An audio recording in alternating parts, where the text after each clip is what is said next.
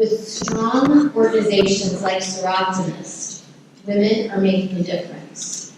So ladies, we have an opportunity to shape our society, just like women have done all along. And how can we do that?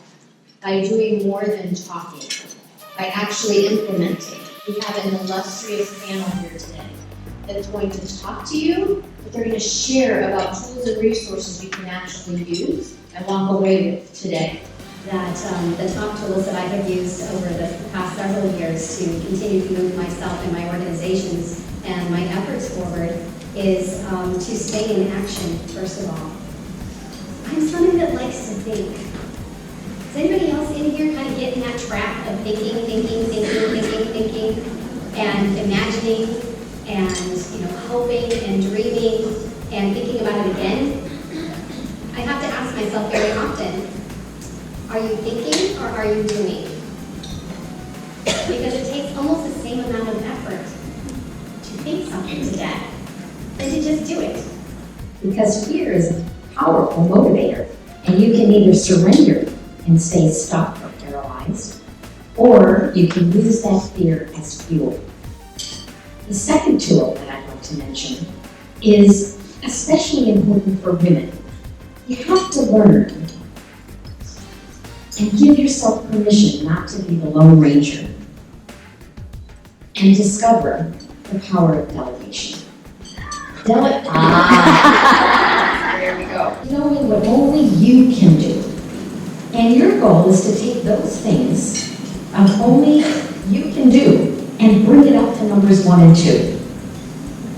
So that you're constantly doing the strategizing, the thinking, the planning, the action that only you can take. And then the third tool that I'm going to mention is always. I don't use that word often, but always have a plan B. Specifically, you asked about tools and resources. Let's get concrete here. And what I do is make meetings meaningful. Everybody hates meetings. Why? Because they're a waste of time. Why are they a waste of time? Because nothing came of it.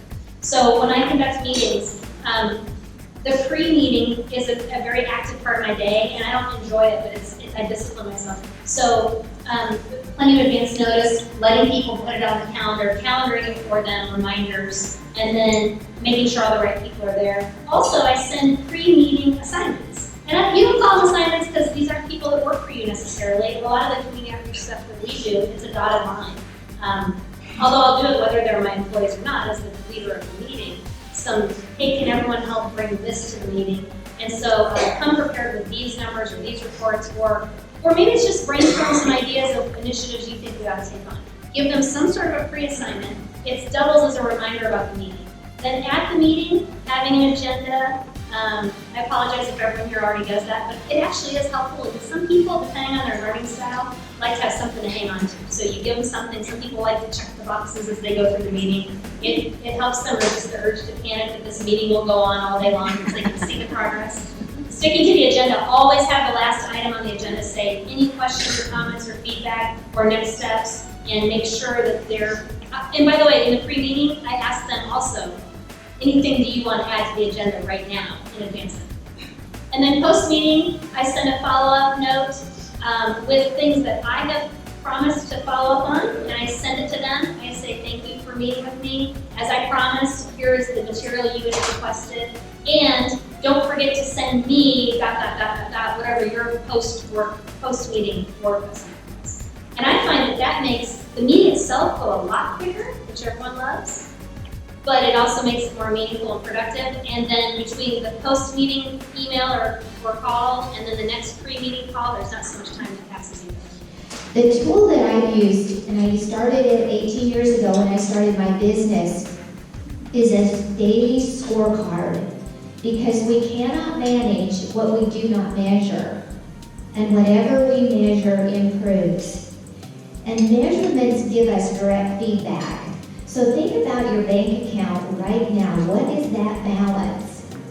That's direct feedback, isn't it? And so with the daily scorecard, it keeps me focused on high value activities so that I feel productive at the end of the day and at the end of the week.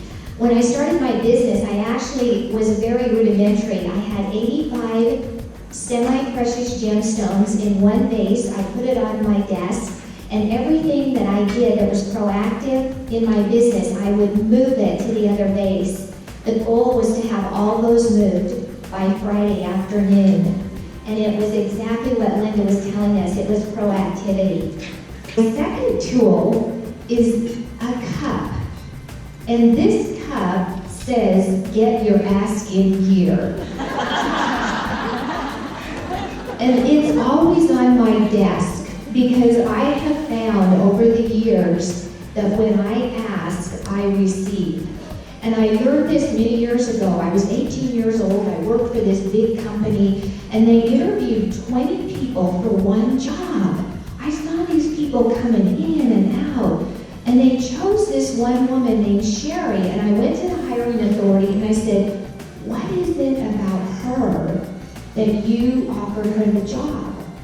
And the hiring authority said, Connie, she was the only one that asked for the job.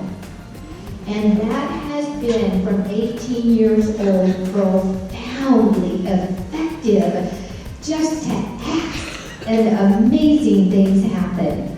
So those are the two tools I'll share with But you. something that, it's a tool in itself that I've used, and I've learned that they're wrong in the hard way, is to be humble. And when I was in my undergrad program, I graduated, top of the class, 4.0, valedictorian, all that stuff that really doesn't really matter if you're trying to get a job, because they're not going to look at your transcripts, in my experience. So I had a job interview, and I did all of them. I said, here's my resume, here's my 4.0, here's my valedictorian, here's this. When am I going to get the job? Pretty much. And boy, did I learn the wrong way that that was not a good first to take. One of the other things that I had on my list on here is kind of like the book that you said, Christine, set your goals. And I do it, honestly, I do it per week. It's hard for me to track for 3 months or a year because I lose it. I don't track progress and I get discouraged and I'm like, I'm not making, it's not getting there, so I give up. So I do it Monday through Friday, and I actually put them on my fridge, and I put a button with my son's picture on it, and I look at it every day. Where am I going to go on Tuesday? What am I going to do by Wednesday? What am I going to do by Thursday?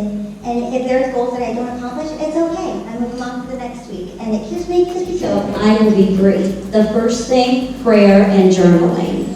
I try to help people understand. I pray so that I don't act up, okay? So I really do try to start my morning with prayer, and I've added journaling, and that keeps me on track. It keeps me focused and out of the weeds. The second thing I do, and I think you guys have learned this about me, research. I want to know who's doing what I want to do so I can have role models. I want to know who's doing what my organization wants to do so that I can have role models. So I'm always doing research. You will find if you visit me in my office, I'm listening to TED Talks or women CEOs or something like that on YouTube. So I love YouTube and TED Talks and Google for research. Lastly, I plan my week. I don't necessarily plan my day. I have to do it in weeks. Normally, I have major deliverables each week, 2 or 3 major deliverables, and 2 or 3 major meetings with the executive team. So I have to be prepared, and that's what I do.